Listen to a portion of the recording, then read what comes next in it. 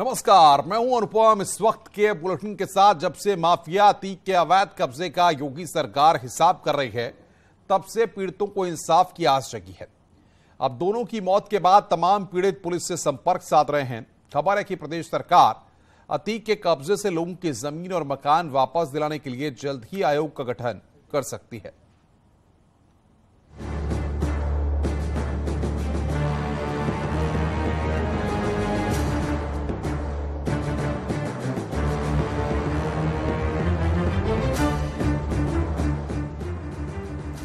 वैसे तो सीएम योगी पहले ही प्रयागराज के लूकरगंज में अतीक अहमद के अवैध कब्जों से मुक्त कराई गई नजूल की जमीन पर गरीबों के घर बनाने के लिए भूमि पूजन कर चुके हैं, लेकिन प्रयागराज में बीते 4 दशक से माफिया अतीक अशरफ से पीड़ित कुछ और लोगों को भी अब न्याय मिलने की उम्मीद जगी है। दोनों की मौत के बाद में तमाम पीड़ित पुलिस से संपर्क साध रहे हैं। सूत्रों की माने तो प्रदेश सरकार अतीक के कब्जे से लोगों की जमीन और मकान वापस दिलाने के लिए जल्द ही आयोग का गठन कर सकती है। दरअसल सरकार ने अतीक की कब्जाई प्रॉपर्टी पर फैसला, पीड़ितों को योगी सरकार वापस दिलाएगी प्रॉपर्टी, आयोग के गठन पर योगी सरकार का विचार। उत्तर प्रदेश में योगी सरकार एक और माफियाओं के खिलाफ ताबड़तोड़ कार्रवाई कर अपराध के जरिए कमाई गई उनकी संपत्ति पर बुलडोजर चला रही है, तो वहीं दूसरी ओर अब अतीक और अशरफ द्वारा जिन आम लोगों के मकान और जमीन पर कब्जा किया गया है, उसे भी वापस करने के लिए एक आयोग के गठन की तैयारी कर रही है। माफिया ब्रदर्स के आतंक से वैसे भी हर कोई परिचित है। दोनों ने प्रयागराज में बड़ी संख्या में लोगों की जमीनें कब्जा कर ली या फिर मामूली रकम देकर उन्हें अपने नाम करा लिया। अब दोनों की मौत के बाद ऐसे तमाम लोग पुलिस के चक्कर काट रहे हैं। इस संबंध में शासन स्तर पर हुई बैठक में अधिकारी रूपरेखा तैयार कर रहे हैं। सरकार की भी मंशा है कि माफियाओं के कब्जे वाली जमीनों को उनके असली हकदारों को मिले। इसी कड़ी में अब पीड़ितों को कानूनी तरीके से उनकी संपत्तियों को वापस कराया जा सकता है। योगी सरकार द्वारा गठित किया जाने वाला ये आयोग जल्द ही इस मामले की जांच करेगा कि अतीक और अशरफ द्वारा किन किन लोगों की जमीन और मकान पर कब्जा किया गया था और फिर उसे कानूनी तौर पर उन्हें वापस किए जाने का प्रयास किया जाएगा। अतीक और अशरफ की हत्या के बाद कई ऐसे चौंकाने वाले खुलासे भी हो रहे हैं, जिसमें एक खुलासा ये भी हुआ था कि कैसे सियासी मकसद को पूरा करने के लिए अतीक डेमोग्राफी ही बदल रहा था, क्योंकि लगातार चुनाव में हार के बाद अतीक और अशरफ की प्रयागराज की सियासत में पकड़ कमजोर हो रही थी। अपना वोट बैंक बढ़ाने के लिए दोनों ने इलाकों के डेमोग्राफी बदलने की साजिश रची और तमाम जमीनों पर कब्जा करके या कम दामों पर खरीदकर उसे मुस्लिमों को बेचना शुरू कर दिया।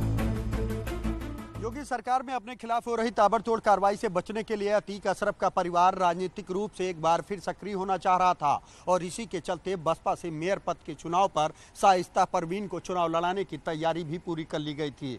इस दौरान चुनाव जीतने के लिए न सिर्फ चकिया और धूमनगंज जैसे इलाकों में खौफ पैदा किया जा रहा था, बल्कि उसकी डेमोग्राफी को भी बदलने का प्रयास किया जा रहा था, जिसके तहत एक बड़े स्तर पर अल्पसंख्यकों की कॉलोनी भी बसाई जा रही थी। इन जमीनों को बाजार दर से कम दामों पर बेचा जाता था ताकि खरीदार और उनका परिवार उनका वोटर बन जाए। अतीक इसी मकसद से अपनी पत्नी शाइस्ता को राजनीति में लाना चाह रहा था, तो वहीं शूटर गुलाम को भी चुनाव लड़वाना चाहता था ताकि वे असद को भी राजनीति में लाने में मदद करे। खैर, अतीक ने अपनी काली कमाई का बड़ा हिस्सा रियल एस्टेट के कारोबार में लगा दिया था। इसमें 2 दर्जन से अधिक फर्म उसकी पत्नी शाइस्ता परवीन और सालों के अलावा करीबियों के नाम पर भी है, जबकि शहर के कई नामचीन बिल्डरों और कारोबारी समूहों के साथ भी इस धंधे में अतीक साझीदार रहा है। Bureau report, news 18।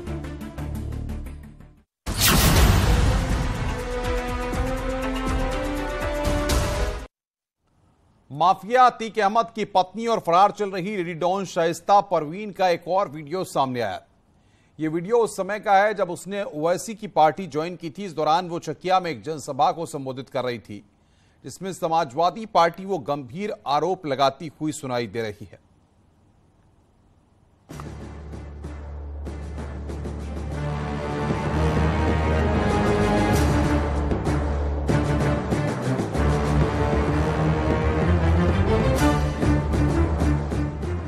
बीती 15 अप्रैल को माफिया अतीक अहमद और उसके भाई अशरफ की गोली मारकर भले ही हत्या कर दी गई हो, लेकिन अतीक के आतंक के एक से बढ़कर एक कारनामे लगातार बाहर आ रहे हैं। माफिया अतीक सलाखों से बचने के लिए हर हथकंडा अपना रहा था। अपने कारनामों को छुपाने के लिए कभी पत्नी तो कभी बेटे को आगे करता रहा। माफिया से लेकर माननीय बनने तक के सफर में अतीक ने न जाने कितने बेगुनाहों और उनके सपनों का कत्ल कर दिया।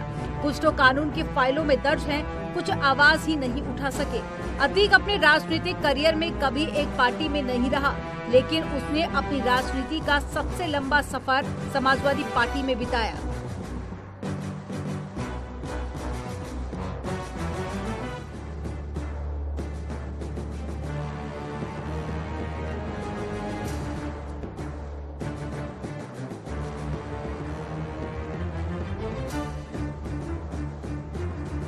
साल 2017 में अपराधियों और माफियाओं के लिए काल बनी योगी सरकार के समय से अतीक का सबसे बुरा दौर शुरू हुआ।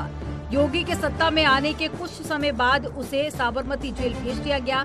इसके बाद उसने सितंबर 2021 में AIMIM का दामन थामा और पत्नी शाइस्ता के जरिए ओवैसी की जनसभा में पढ़ने के लिए अपना एक खत भी भेजा, जिसमें अतीक ने उस समाजवादी पार्टी पर हमला कर दिया था जिसने उसके माफिया राज को दिन दुगना रात चौगुना होने में मदद की थी। कि मैं वो गुण नहीं हूँ जो चीटा खा जाए। आप क्या समझते हो मुझे जेल किसने भेजा? उस वक्त के मुख्यमंत्री अखिलेश यादव जी ने भेजा। इनको डर था अतीक कानपुर से निर्दलीय चुनाव लड़ लेंगे और मैं कानपुर में कह के भी आया था कि टिकट काटा तो अपना टिकट बना लूंगा।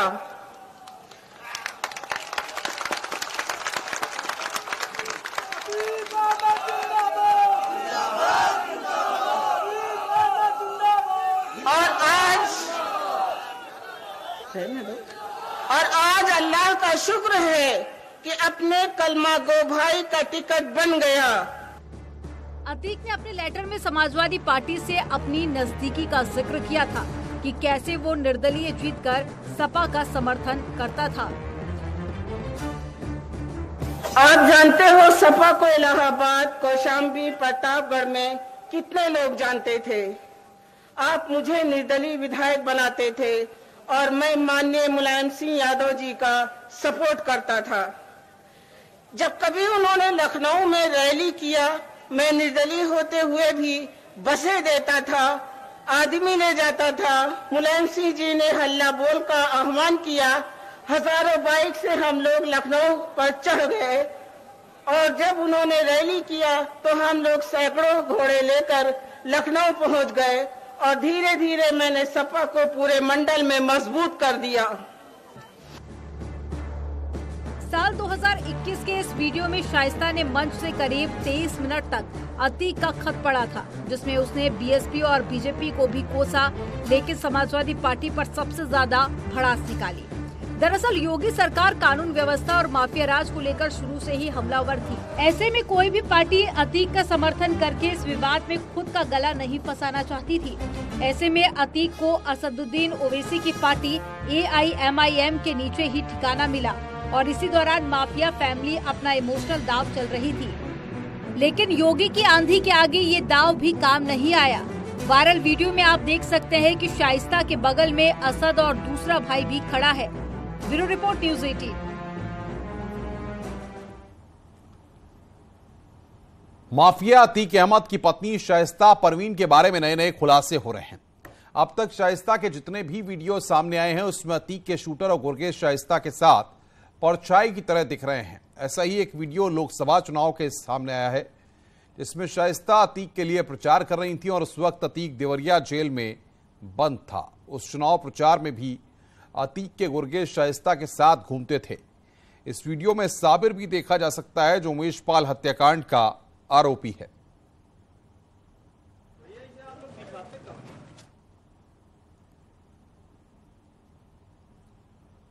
आगे बढ़ते हैं। अतीक अशरफ मर्डर केस को लेकर सोशल मीडिया पर लगातार इंतकाम और बदला लेने वाले पोस्ट वायरल हो रहे हैं। सैयद उजमा परवीन ने ट्वीट किया है कि हमारी ईद को मातम में बदलने वालों, याद रखना हर जुल्म का हिसाब होगा। दिन बदलता है, वक्त बदलता है, सत्ता बदलती है। आज तुम्हारी है तो कल हमारी होगी। फिर हम अल्लाह के दिए हुए ईद के तोहफे को मनाएंगे और हमारे सीने की आग ठंडी नहीं हुई है और न ठंडे होने देंगे जब तक न्याय नहीं मिलता। सैयद उजमा परवीन लखनऊ में सीए एनआरसी के खिलाफ हुए विरोध प्रदर्शनों का मुख्य चेहरा रही थी। इसके बाद विधानसभा चुनाव के दौरान वो AIMIM में शामिल हो गई थी। असदुद्दीन ओवैसी ने उजमा परवीन को कानपुर में पार्टी की सदस्यता दिलाई थी।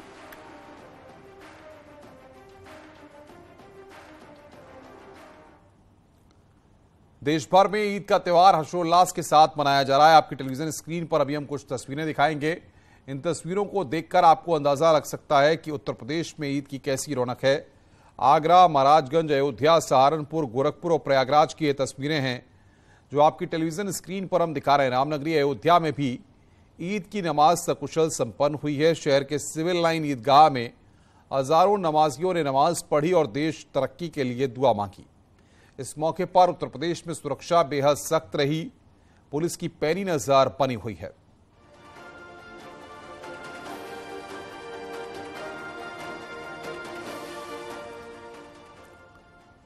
लखनऊ की सिग्नेचर बिल्डिंग में सीएम योगी ने राज्य लोक सेवा आयोग के अध्यक्षों के 24वें राष्ट्रीय सम्मेलन का उद्घाटन किया।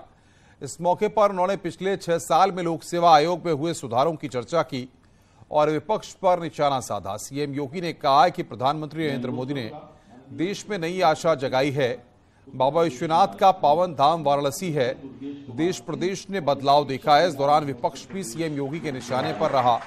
उन्होंने कहा कि पहले उत्तर प्रदेश की भर्तियों में जातिवाद, परिवारवाद दिखता था। योग्य युवाओं के साथ अन्याय होता था। 2017 की कानून व्यवस्था को लेकर भी सीएम योगी ने पहले की सरकारों पर निशाना साधा और कहा कि हमारी सरकार में एक भी दंगा नहीं हुआ है।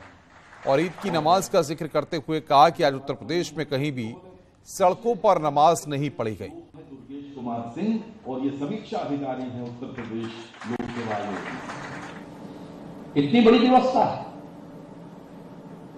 बहुत सारे राज्यों की आबादी जहां से शुरू होती है उतने हमारे राज्य में उतनी बड़ी तो बहुत सारे मत और मजहब से जुड़े हुए उनके अनुयायी रहते हैं, लेकिन कितनी शांति है। कोई दंगा नहीं, कोई अव्यवस्था नहीं। आज ईद है, ईद की नमाज पढ़ी जा रही है, लेकिन एक भी सड़क पे नहीं हो रही है, ईदगाह में होगी। किसी का आवागमन बंद नहीं। आप लोग भी आए होंगे रास्ते से, कोई आवागमन कहीं किसी का अवरुद्ध नहीं है, क्योंकि सबको मालूम है एक कानून का राज सबके लिए समान रूप से है और ये सब पे बराबर लागू होता है। सब पे बराबर लागू होता है, कोई भेदभाव किसी के साथ नहीं। रुक रहे हैं यहां पर एक ब्रेक के लिए। ब्रेक के बाद खबरों का सिलसिला लगातार जारी है। आप देख रहे हैं न्यूज़ 18 उत्तर प्रदेश उत्तराखंड।